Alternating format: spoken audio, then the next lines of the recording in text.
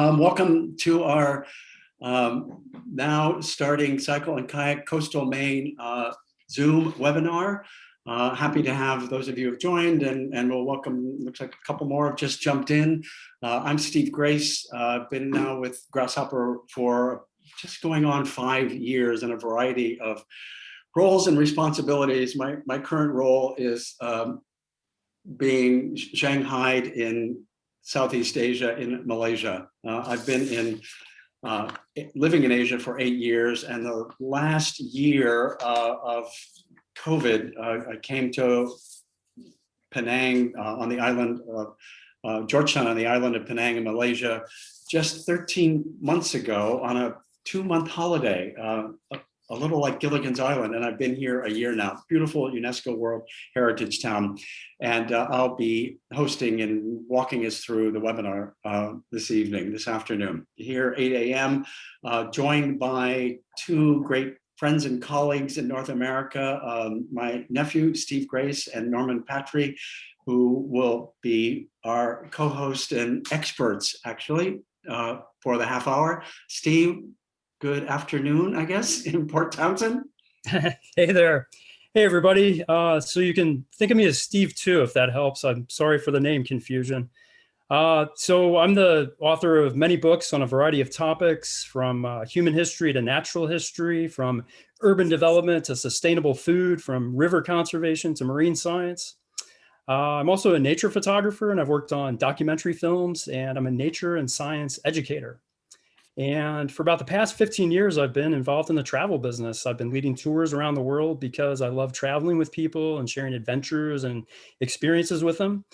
Some of the things I've done over the years in the travel business, I've developed cultural immersion programs in China and Brazil. I've led tours in places like New Zealand, Guatemala, Ireland. I've worked for an African safari company. For about the past 6 years, I've been based here in the Pacific Northwest, both on the Oregon coast and most recently in beautiful historic Port Townsend, Washington, where I've been leading wildlife excursions, birding tours, seashore exploration, forest ecology tours, things like this. My most recent job, I was working as a naturalist and science educator on historic ships sailing the Salish Sea. So I was combining adventure travel with science and nature education. And right now I'm thrilled to be part of Grasshopper and leading these tours to some of the world's great destinations, which we're very fortunate to have right here in our backyards in North America. Thanks, Steve. Norman, that's a tough act to follow, but if there's anyone who can follow it, I think it's you. All right, I'll give it a whirl. Welcome, everyone. My name is Norman Patry. I am the founder and the owner of Summer Feet Cycling and Walking Adventures. We're a 21-year-old adventure travel company based in the lovely, lovely town of Portland, Maine. I grew up in Maine. I took a horrible detour in my life and spent 15 years in the investment industry, and then decided that I needed to come back to Maine and ride my bike. And fortunately enough, I've been able to do that for the last 21 years, hoping I can squeeze in another 21 more years, and really excited to partner with Grasshopper Adventures to hopefully bring some of you to see the coast of Maine. I've cycled in over 20 different countries, and the one thing I will say, there's no place on earth I'd rather be than the coast of Maine in September. Wow, there you go. Thank you. Quick overview of our time together. We'll talk about Maine, hotels, typical day on tour. We'll get into a little of both the mechanics and the beauty of cycling and kayaking, and maybe pay particular attention to Acadia National Park.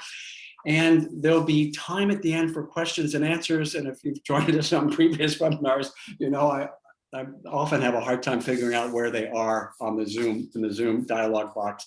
But I think I've gotten some good tips to make sure that we get through all the questions and answers.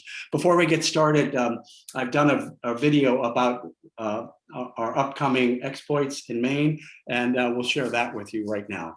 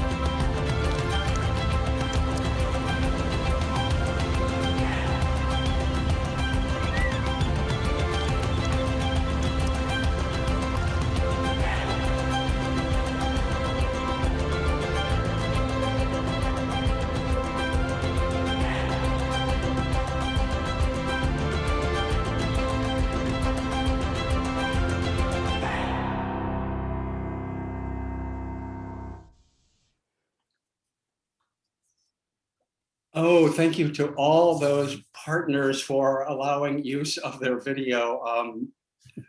There were a few things that need to be changed in that video. One of them, the dates actually are June and September. We have a sold out trip in I think the third week of September, a new trip that Norman's helped us open the second week of September, and we have a few seats still left on a departure in June. Great program, 6 days, 5 nights, local guides provided by Norman and his team, naturalists, expert naturalist Steve, who you'll be hearing from in the presentation. Just as Norman said, there may be no better state in the contiguous 48 of the US than Maine for an adventure like this, both by bike and kayak. So excited to spend some time talking to you about the program. Why Maine? When the pandemic started and those of us here in Asia realized that we were not going to be hosting trips, we thought for a year, maybe 2 years now, Adam, who's the owner of Grasshopper, and I started looking towards our homes. Adam helped develop trips in Australia, and I took a look at the US, and Maine was one of the first things that popped to mind. And one of the reasons was sort of personal history there, and also talking with Steve about his history there. Steve, I'll let you jump in and talk a little bit about Maine. Yeah, so Maine's a special place for me because when I was a little boy and I'd go to visit my grandparents in Massachusetts, they'd take me up to Maine in the summers, and those experiences up there helped plant the seed for a lifelong interest in natural history. And I love the so many things about Maine: the rocky shoreline, the dramatic coastline that we can see here with where the sea meets the land. There's something really compelling about this this sort of gorgeous violence of waves constantly bashing into the rocks and sculpting this wonderland of coves and rocky headlands that jut out into the sea and hidden caves. Um, I love the glacial legacy of the landscape, the great rivers of ice that carved the granite cliffs and sculpted all the beautiful peaks in the not too distant geologic past. I love all the strange creatures in the intertidal zone where land meets sea. You have this really strange assemblage of beings, things like anemones that look like pretty flowers, but are in fact predatory animals. I love all the bird life, especially the seabirds that move between land, water, and the ocean. Those are especially interesting to me.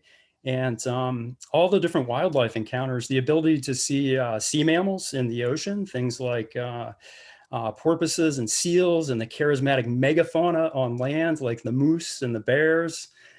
And the smaller details too, I love things like brook trout in the streams and the rich and varied plants community that's in some very specific environments in Maine. I especially love the forest. Maine's a really cool transition zone where you have the great boreal forests of the far north with their pines and firs mixing and merging with the eastern deciduous forests with things like maples and oaks. So you have this fabulous biodiversity where those two zones meet and mingle. And I love the maritime history of Maine is really cool. You have this local culture that's emerged out of the rugged landscape that's every bit as compelling as the natural world. And yeah, so there's so much to like there. And so my experiences in Maine as a little boy really helped set me on the path, a lifelong journey of being a natural history educator. And it's an awful lot of fun to go back there with a group of travelers and share that experience with them. Yeah, it sounds like there's a lot to see and a lot to learn. And of course, one of the things that makes the trip special is cycling. And Norman, as you said, you know, there's leaving an earlier career and coming back to bike in Maine. There's so much to love about cycling in your home state. Yeah. Yeah, I mean, Maine has fantastic cycling. You know, one of the nice things about Maine is we're not a very heavily populated state, so we have lots of great cycling roads, and you know, the routes we travel here get you a real nice mix. We'll take you to kind of some off the beaten track, authentic fishing villages. Where you get to, see the lobstermen plying their trade, and we'll also take you to the national park. And Acadian National Park is really a fabulous gem and has some of the best cycling I've ever done in my life. I think people sometimes worry Well, my experience of Maine is the roads, for the most part, the cycling is very safe, and Mainers sort of have a reputation of being Mainers, but really friendly too along the way. Yeah. Yeah. No, certainly. Most people in Maine are very friendly and welcoming and excited to have you visit and share their stories of life along the Maine coast. I mean, you're occasionally gonna encounter curmudgeonly lobstermen, but that's just kind of part of the Maine experience. Yeah. And for the most part, the riding is very doable. We talk about on the next slide there about the bikes. Yeah. The bikes may make a tour, and the bikes are designed for this. Yeah. Yeah. We use real high quality bikes. Funny little pandemic aside is we bought a whole bunch of new bikes at the end of 2019. Looking to upgrade our fleet, and then the pandemic started before we even got them out of the boxes. So these bikes have sat in storage for all of 2019 and are coming out of the boxes brand new for 2020. Oh my God. And at a time where people are like, you have bikes in boxes? I'm like, yes, I have a lot of bikes in boxes. I bought them in October of 2019, having no clue what was going on. Yeah, that sounds familiar. I think Jake, who's helping run the show behind the scenes, we have a lot of bikes in boxes in Asia as well. If you need some, maybe I'll bring some when I come back to the States. And we'll take whatever we can get our hands on. Parts are hard to Yeah, it sounds like it. We might start stealing derailleurs or something. Yeah. Questions often come up, even during the Q&A, about a typical day on tour, and we talked about this a little bit. The good news is, and Norman, you and I talking before the program began, days don't have to start early, right? No, we realize it's a vacation, and so we want you to relax and enjoy your first, second, or in my case, third cup of coffee before the things really kick off.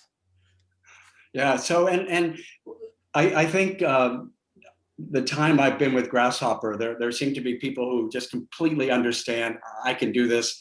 And then I guess there's always a sense of an unknown on a new holiday. But from my experience, I typically like to tell people, if you can ride a bike 20 to 30 minutes at a time at a normal pace, you can do any of our tours. Some may be a little more challenging than others, but it's not a race. If you want to race, you can go race on your own, but it's not a race. It's really to immerse yourself sort of moment by moment along the route. That would hold true, right? Yeah, I mean, we encourage everybody to go at your own pace. Our number one rule is cycle as long as it's fun. And if riding the bike stops being fun for you, let us know, and one of our guides will magically make the bike disappear and find you something else to do. Put it back in its box. Right. Show the bike who's boss. You're going back in the box. The other part of this trip that Norman and I, when Norman and I chatted, I guess Norman, it was like last May, we talked about getting off bikes and getting on the water. There's so much to love about sort of, as Steve was describing, the sort of the seascape of Maine. And Steve, this is another sort of magical part of a week-long holiday in this area. Yeah.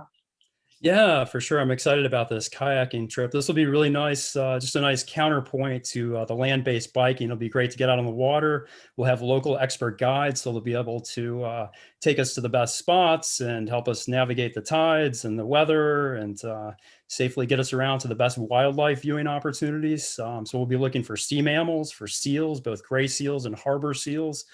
Which can be a lot of fun. We try not to approach them to bother them, but a lot of times they want to approach us when we're in watercraft, and they're very curious. Sometimes they like to slap the water and make funny sneezing sounds and follow us around. We might see harbor porpoises, which are a little more shy. They're a very small porpoise, kind of smaller than a human, but really beautiful to see them curving out of the water and hear them breathing. Really nice to be in a human-powered boats and not have the distraction of engine noise. We'll be looking for birds, hopefully eagles. We'll probably see bald eagles. We might see them perching, soaring, maybe hunting. I study bald eagles in my backyard here in the Olympic Peninsula and love sharing those experiences with people if they're interested in learning. about bald eagles, we'll be looking for seabirds. There's a bird called the black guillemot there, which is the counterpart of the pigeon guillemot that I study in my neighborhood. Really cool seabird. We say it's a relative of the puffin, and we say it's partway to penguin because it dives under the water and swims after fish like a penguin, but it can still fly. And has fire engine red feet, plays what we call guillemot games, chasing each other and making these funny vocalizations. Really charismatic bird.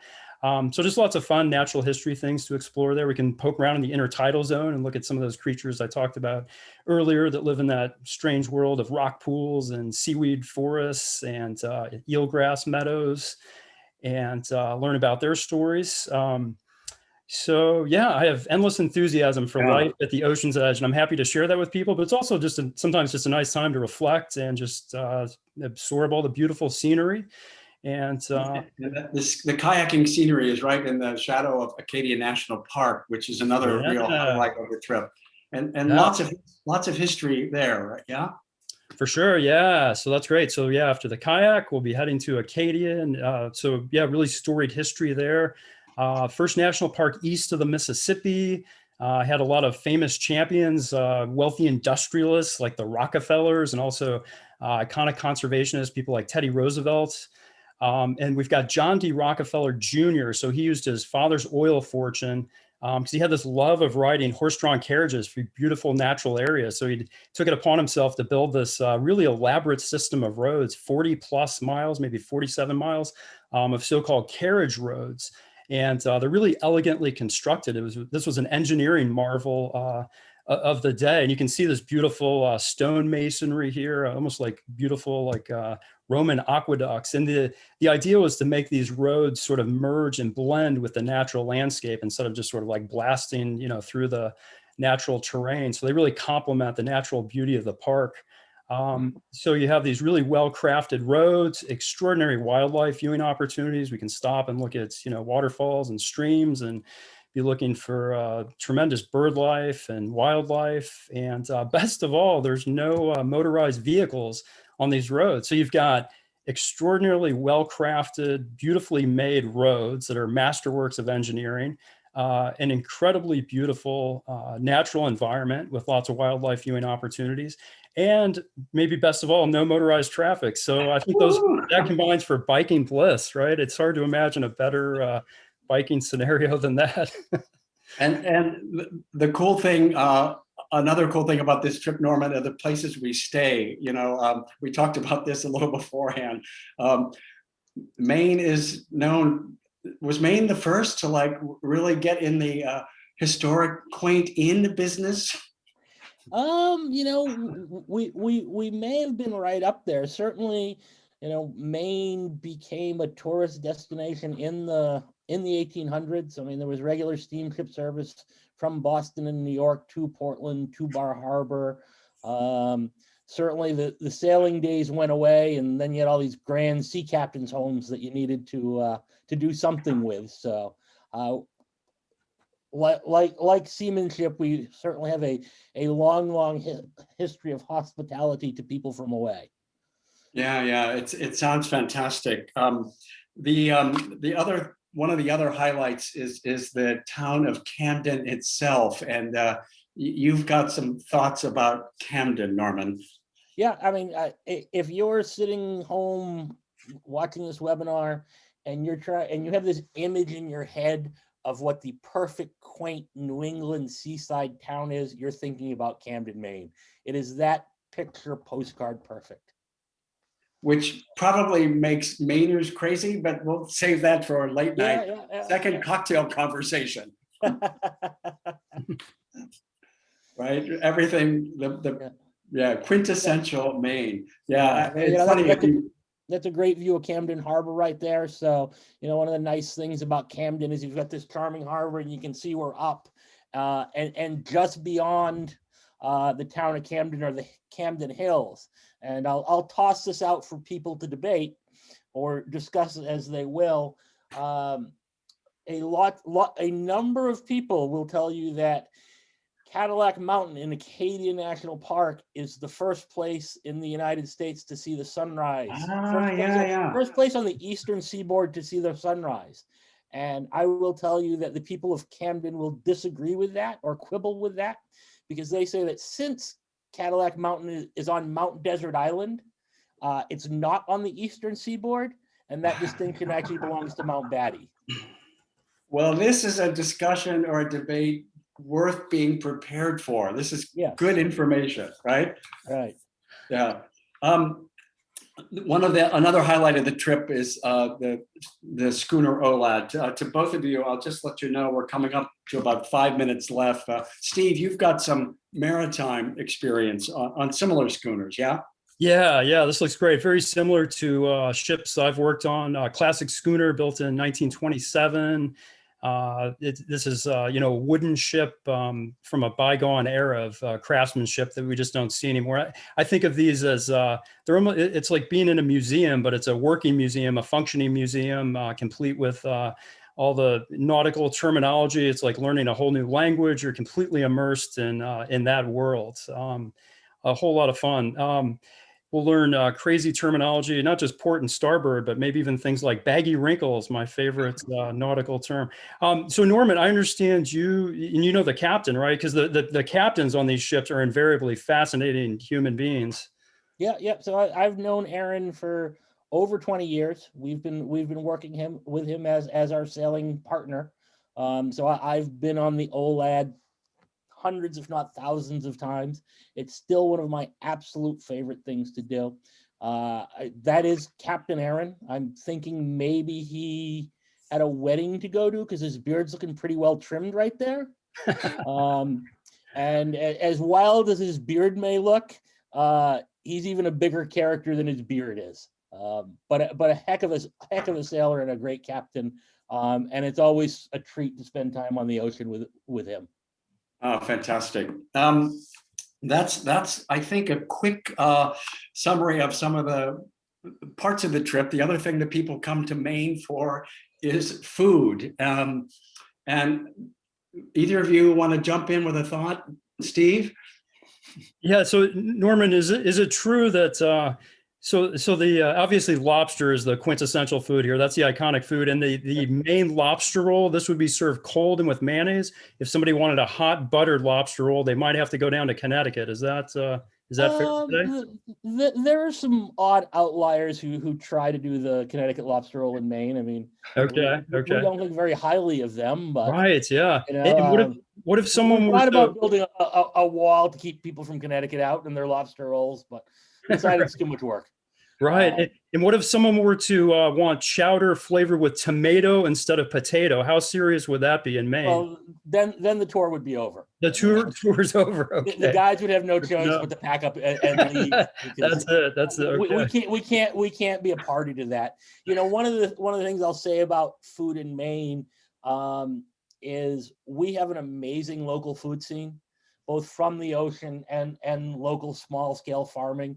I live in the biggest city in Maine, 63,000 people, but I can source probably 90% of my food locally all year round. So food matters to people from Maine, and local food matters for people from Maine. So we have some amazing kind of farm to table or boat to table dining experiences for all our visitors.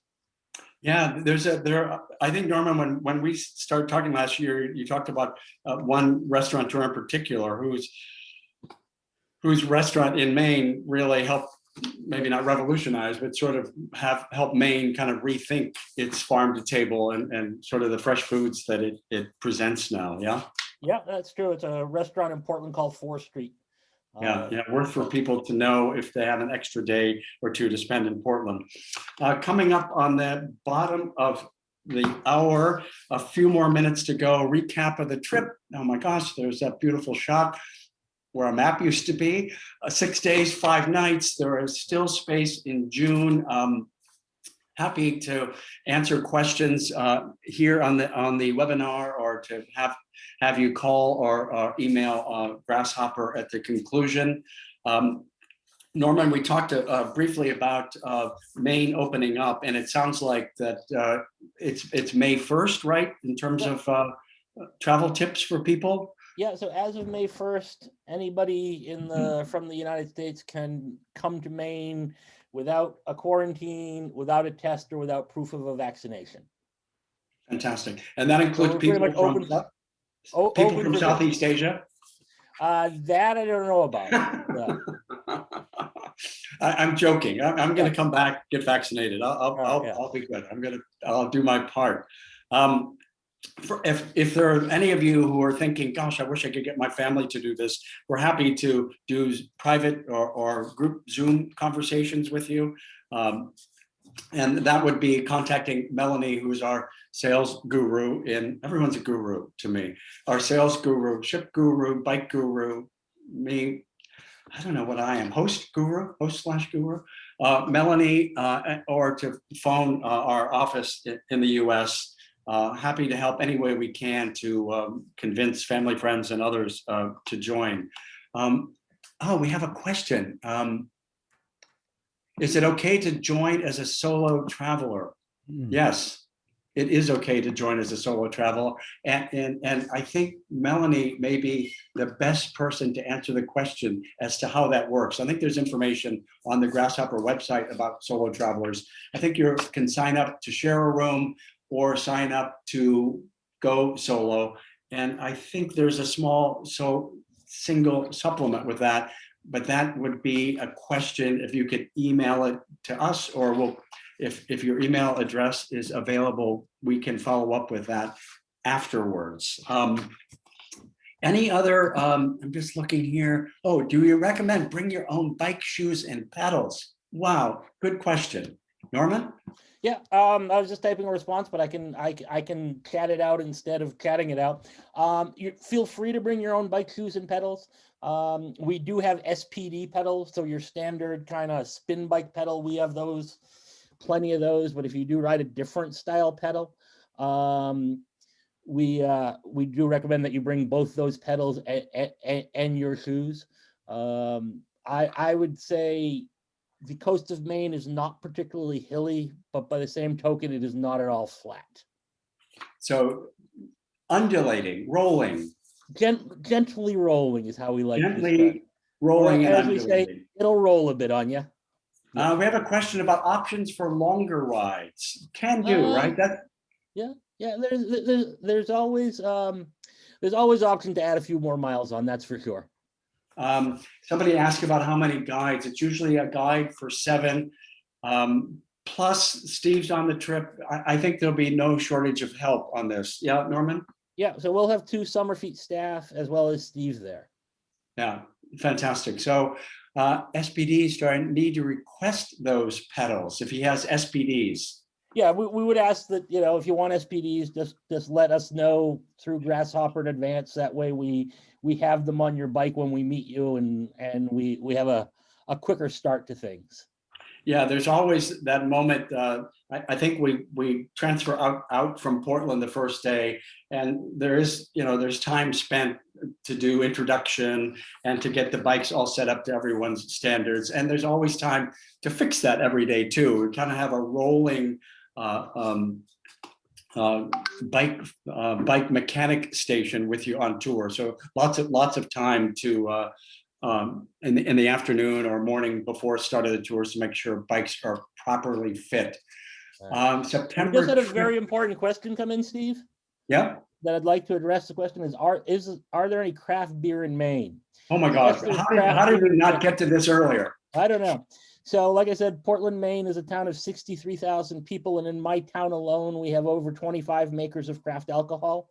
The last I counted, pretty dynamic number. I think we're up to 120 craft breweries in the state. Wow, that's fantastic. And we won't have to go back to Portland, in other words, to find one. No, we'll have plenty of craft beer. And I think Brad is asking how many people will be on the trip. Our maximum group size is 12. Yeah, so we're maxing out at 12 on these trips, which is why we opened a second September departure. Right. And there's still room on the June departure as well. And again, the phone number there, the 844 number, Melanie, who is our Grasshopper US guru can answer questions, and we'll be happy if anything else comes up after our presentation. Oh my gosh, any final words from you, Steve? Let me answer one more question, Stephen, before we Yeah. get to that. Given route directions, yes, route directions. Yeah. So everybody has the opportunity for a copy of the paper route notes that will allow them to move at their own pace. We also have all our rides available via the Ride with GPS app. If you want to throw that on your phone and then not have to read, but just listen for the cues. Yeah, which is such a remarkable device. Although I have to say my worst cycling accident in the last 4 years was me trying to fiddle with my Ride for GPS app on a bike ride in Taiwan. But that's another story. Right. The good news is Taiwan has a lot of craft beer spots as well. So recovering from my crash, I was well taken care of. Any closing thoughts, Steve? Oh, I'm so excited about this trip. I'm ready to go. I hope people can join me. It's such a nice blend of nature and culture and food and craft beer. And it's going to be a great time. Norman? Yeah, no, like I said, there's no place in the world I'd rather be than the coast of Maine in September. June's pretty nice too. But I am absolutely, completely, and 100% in love with the state of Maine. And I hope I get to share it with you at some point. Fantastic. We kind of skipped over a slide, but there's an Alaska tour. We don't necessarily need to go back to it, but the other program we're operating this summer is Alaska. But right now, our focus is Maine. Huge thanks, Steve, to you and Norman. Always great to catch up. Yes. And we will look forward to answering any questions that come in. Thank you all for sticking with us. It looks like the team has stayed with us the whole time. The team of viewers out there in Zoom land. Signing off, the sun is up, so talk about the future. Tomorrow, the sun is coming out, Norman. That's the good thing. Glad to hear. All right, see you, Steve. Bye, Norman. Take care. Bye, everybody. Thanks. Bye-bye. Bye.